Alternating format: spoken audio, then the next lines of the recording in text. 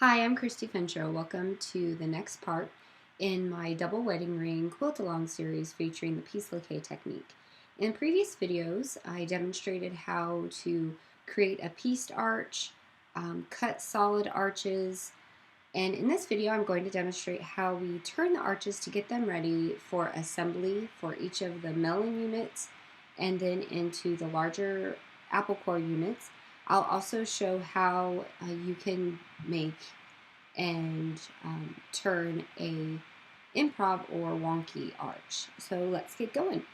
The supplies you'll need today are some spray starch. I've already sprayed some into this cup here, so it's liquidy inside. But generally, I just use some Faultless. The heavy starch or this premium starch works very well. But spraying it into a container ahead of time because we'll be using it in the liquid form like we did in previous videos. In addition, you'll need a stencil brush. I like the denseness of the stencil brush. As I mentioned in a previous video, the stencil brush applies the spray starch more evenly, and it holds starch inside without drenching the piece, so you don't have to go back and forth so much. I like using the stencil brush a lot. This one is a 1/4 inch stencil brush. You can use a 1/4 inch, 1/2 inch. 3/8 is actually my preference, but a stencil brush does work better, I believe, than a paintbrush. We will also, this is optional. This is just a cuticle stick. I'm going to show you a little trick with this little guy in a little bit. You'll also need some nice sharp scissors.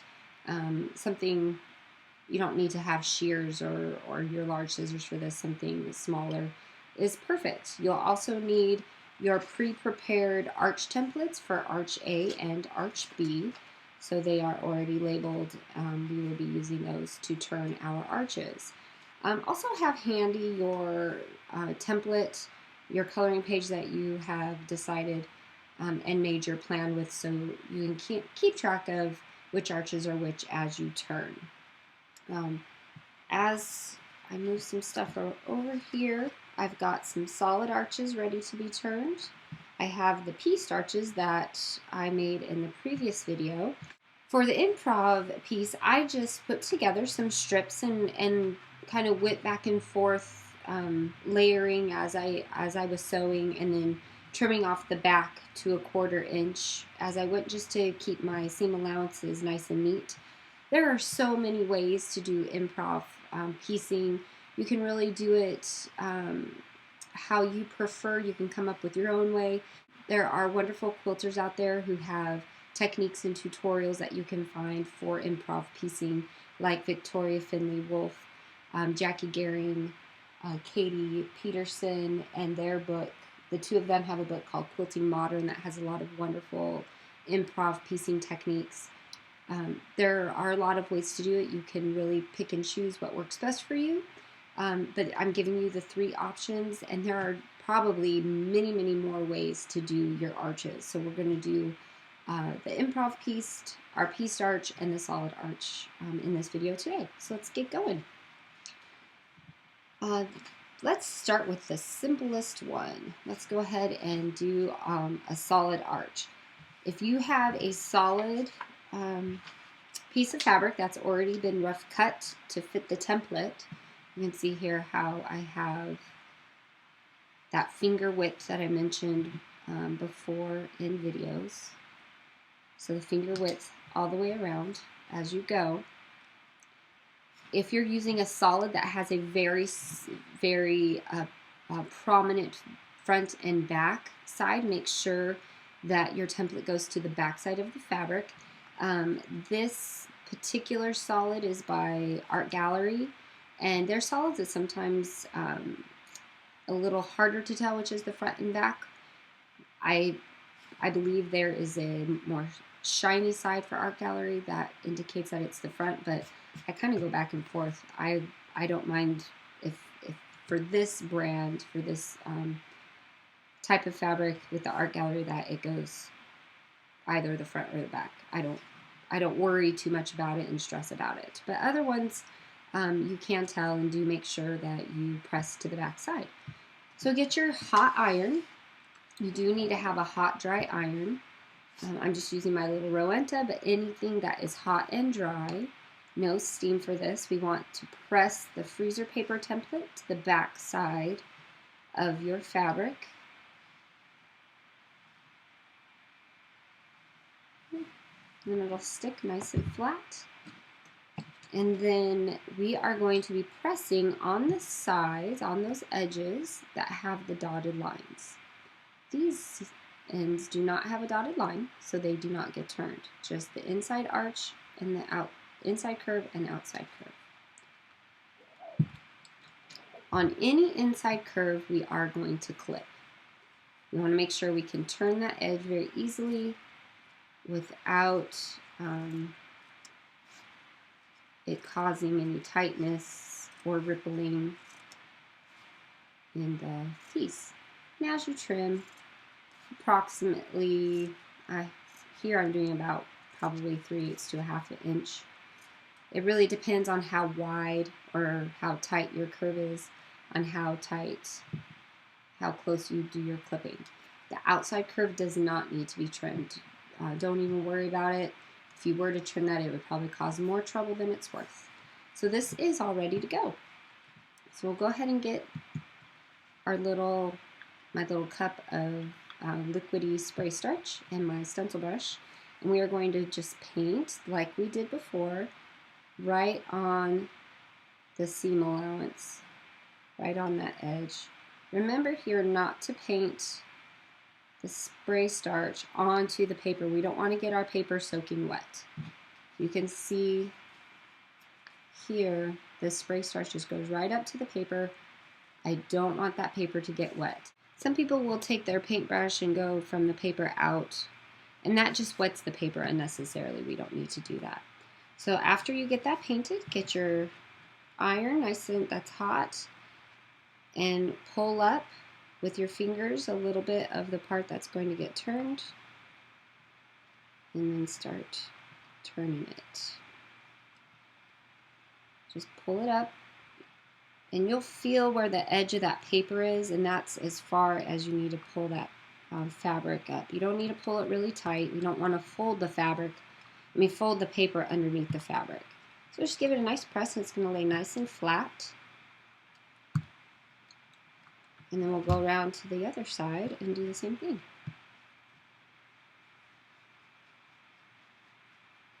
This can be really quick once you get the hang of it.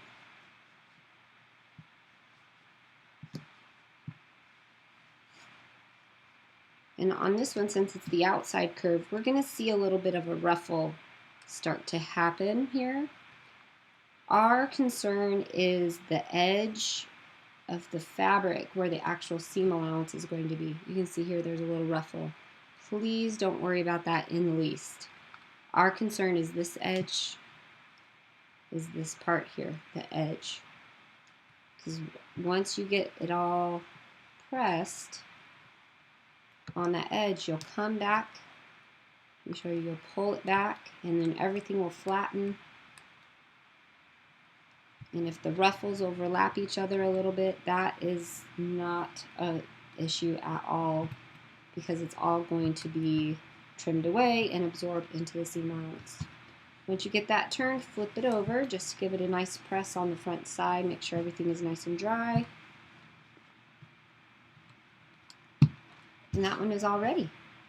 After that's done, while the paper is still warm, you pull out your freezer paper, give it another little press just to remind it where it's supposed to lay. Do that on the front side, and it's all ready to go. So that arch is all ready for assembly with a melon. So set that aside. Next up, we'll go ahead and do one of our pieced arches.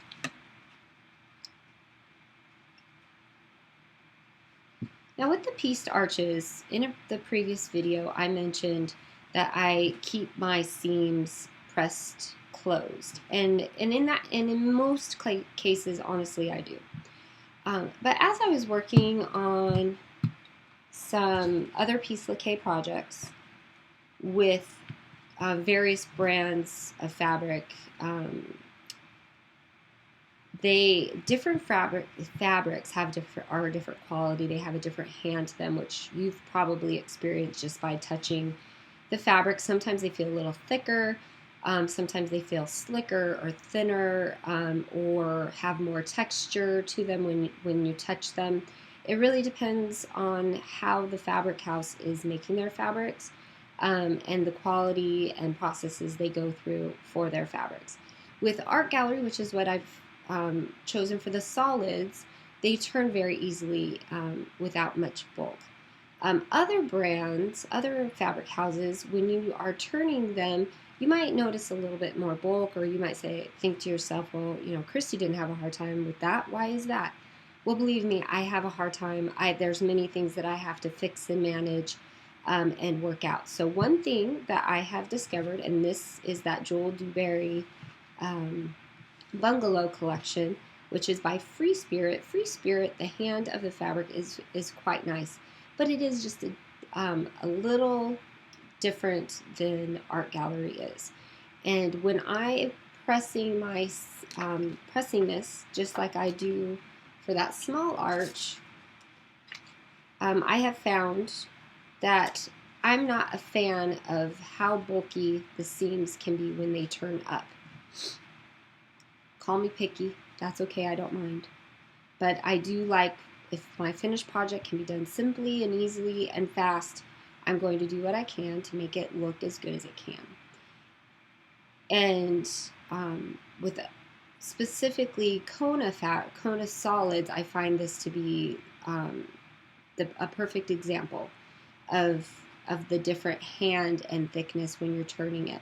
So if that bulkiness of those seams bothers you and you really want it to lay flatter, this is one instance where I definitely promote opening your seams. Opening the seams on your arches, on the piece arches, is not going to compromise the strength of your quilt. The strength of your quilt in a double wedding ring is going to be in the seams that connect your arches to your melons and the seams that connect your melons to your center pieces. So opening these seams isn't going to be a problem, and it's going to make everything lay flatter for your pieced arches. And this is an option. It's totally up to you if you want to do this. If you want to open up your seams, which have been glue basted, here's my little trick. I get my my cuticle stick in the pointy end, and I hold my seam allowance like this with the seam allowance pointing up. You see that? And I stick my cuticle stick right into the wedge of the seam, and I kind of just push it down the seam allowance and open up that glue. If the pokey end doesn't work, try the flat end too. Prefer not to do this if I can avoid it because it frays, but there we go. And then just open it up. Any duller stiletto will work. I would not recommend a pokey stiletto for this. This one just wants to give me a hard time. And I do not recommend wetting it at all. That can cause more problems than it's worth later on. So if you prefer, you can definitely open up your seams and just push that cuticle stick right down the center of the seam, and then it'll just open it right up.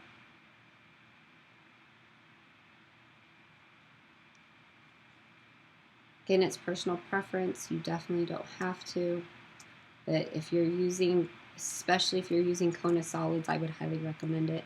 You will find that your seams will be bulkier than what I will show you, and you might not be happy. And I want you to know that it has to do with the fabric brand and not the technique and not you. It has nothing to do with you.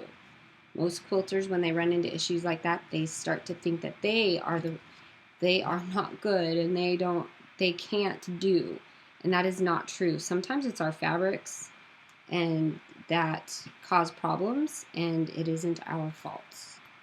Excuse me. So just press it open, with your fingers, or if you have a tool you like to use.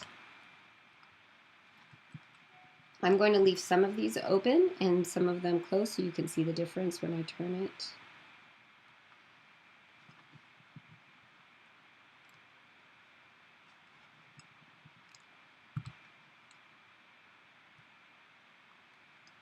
Pressing your seams open does take extra time, so it's completely up to you if you want to spend time doing that. Okay, if they don't lay quite flat, you can just give a little stretch. The other seams should be pressed in the direction that you pressed them originally, and then this one's going to be all ready to turn. Okay, so we'll get, this is our B arch. So with our B arch, we have these lines, and those are our seam lines that we are going to match up the best we can. The seam lines that are the most important to match up here are the ends where the cornerstones attach, because those seams are going to intersect the next ring over here as well as your center melon. And this is only for the pieced arches that you have to worry about this seam. On the solid arches, there's not going to be a seam. So with the pieced arch, you can use a pin here if you like.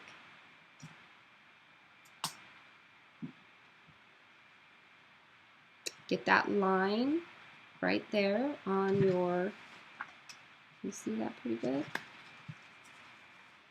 So you want that line to match up right on your seam. So match up that seam here.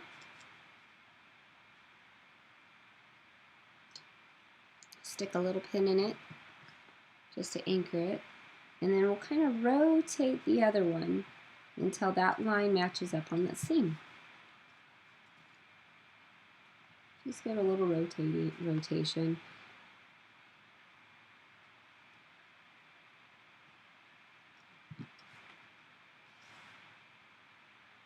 Okay.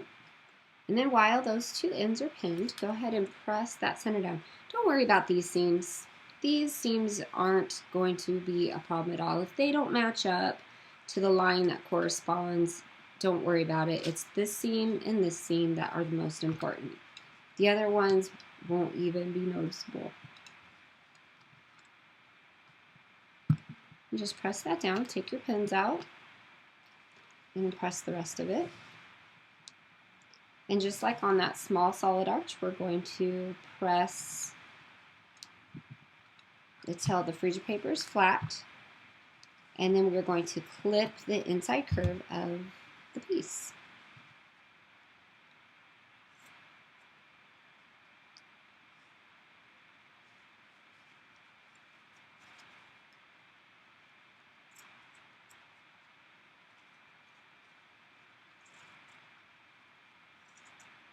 Try not to clip through a seam because it could release the strength or release the stitches, and we don't want that. That will cause you problems later. And alternate around it.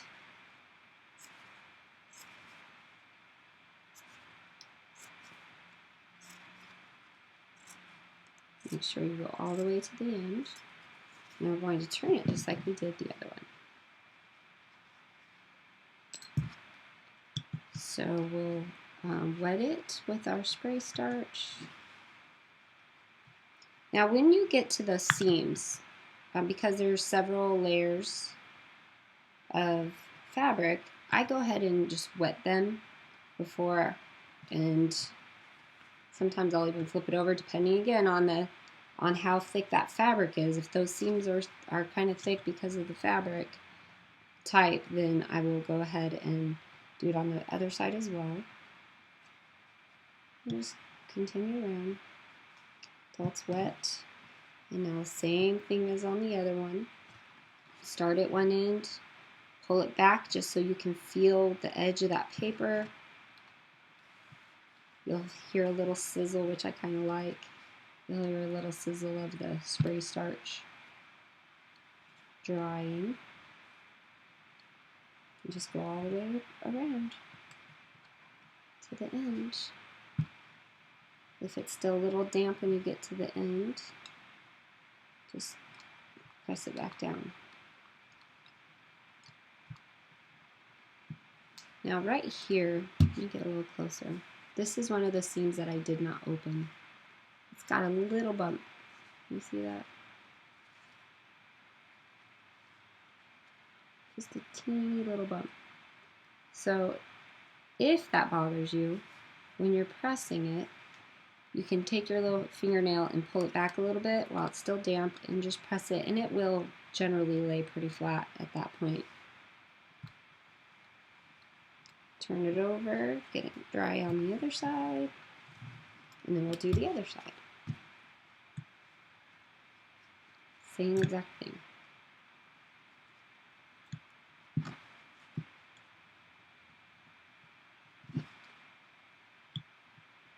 I like to wet the seams.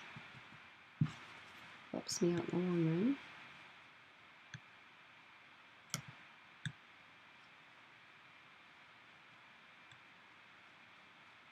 Okay, once it's starched, get your iron. And go ahead and start pulling that fabric. This again is where it's going to ruffle a little bit, but that is okay because we're going to pull it all back and flatten it out.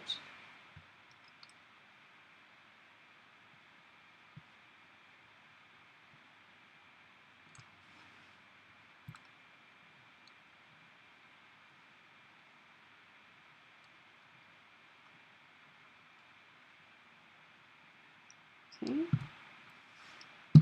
Flatten it out, flip it over, and get it dry on the other side as well.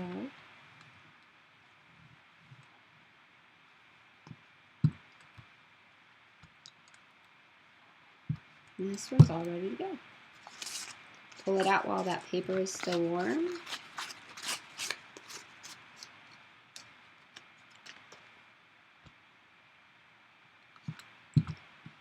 And then give it another little press. Again, no steam on this because it's starched and that glue.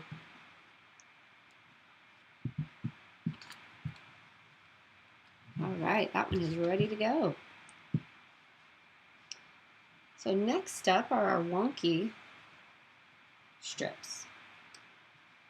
So since this is one full piece, we've got to cut our piece out.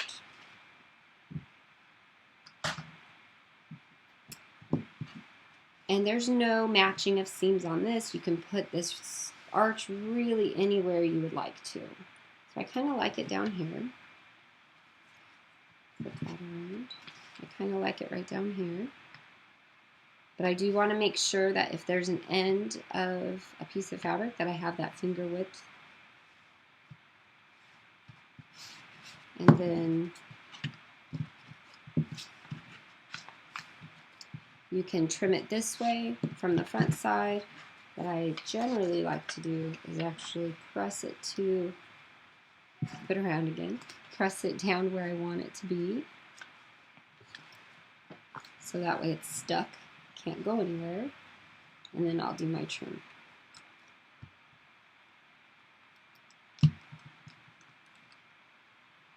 Okay.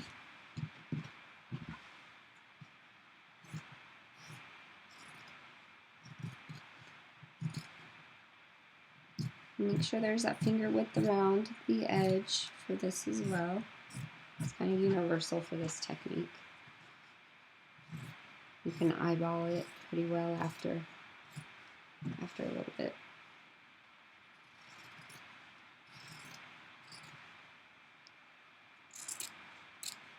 There we go. So that one's all ready. Save the other piece for my large one. Okay. So this one's all ready to turn. Give it, flatten it out just a tad more. And the same exact thing. It's just repetitive at this point. Give it, trim your inside curve. Avoid clipping the seam so that you don't release the stitches.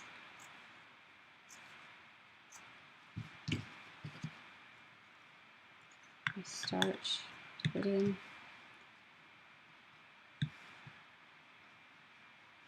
And again, I've pressed the seams open on this Improv one. It's personal preference, but if you have fabric that is a little bulkier, having the seams open for those, you might like how it looks better. And again, I recommend it in this case because those seams are not the strength of your quilt. Most of the time you will hear me recommending to press your seams to the side, and that is predominantly when there is a seam that is going to be the strength of your quilt.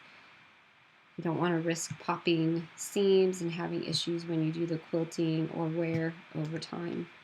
And pressing them to the side helps, along with other things, helps keep your fabric and your quilt stronger.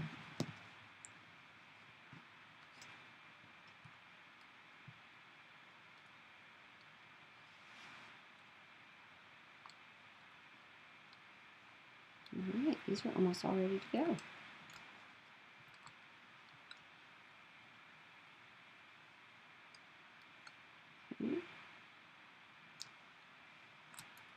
Just make sure it's nice and dry. Go back around and get it to lay flat if you need to. If it's not perfectly flat, don't worry. If it lifts up a little bit, flip it over. It just usually means that the underside is wet a tad bit. Like I was having a hard time right here, and I can tell that that area is still a little wet. So as soon as you get it all dry, it will lay flat. So if you're noticing that you're saying, Cristy, these just aren't laying flat when I press them, check the back side, press it. It usually means that a little bit of starch got underneath and it's just damp there. That's all. You're doing a great job, and it's just knowing those little things to help you manage it. So this is ready. This is all turned, ready to go. We have a cute little wonky Improv arch, and you can do so much with this. You know, like I was saying, there's so many different ways to do Improv piecing. You could even end up with something that has seams crisscrossing through and would just look wonderful as part of your double wedding ring. So this is the end of the turning video. We've got some of our arches all ready for our next step, which is assembling them with the centers and then putting them together in the big units. So I will see you again soon. Thanks for joining me and sticking with me on my quilt along.